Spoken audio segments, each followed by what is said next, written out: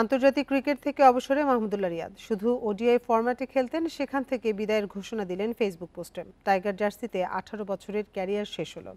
রাওয়ালপিন্ডিতে 24 ফেব্রুয়ারি নিউজিল্যান্ডের বিপক্ষে ওয়ানডে হয়ে থাকলো শেষ আন্তর্জাতিক ম্যাচ। এই ঈদে জামা জুতো অ্যাকসেসরিজের ডিসকাউন্ট।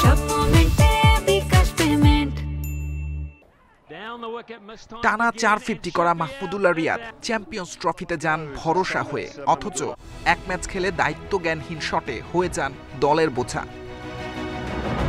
মুশফিকের কারণে মাহমুদুল্লাহর উপর চাপ বাড়তে থাকে। দুই সিনিয়রকে সরে যাওয়ার দাবিতে সরব হয় সোশ্যাল মিডিয়া।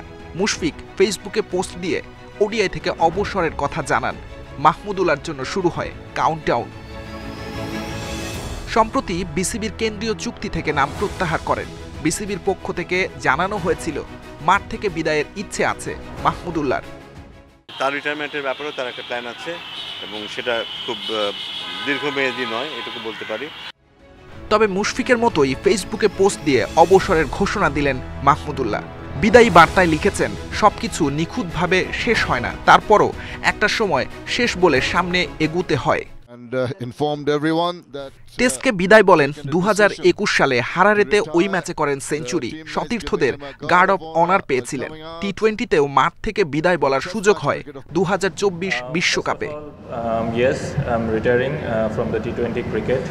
2007 জুলাইয়ে আন্তর্জাতিক ক্রিকেটে অভিষেক মাহমুদুল্লাহর। 3 ফরম্যাট মিলিয়ে 430 ম্যাচে মোট 11,047 রান, 9 সেঞ্চুরি, 56 50।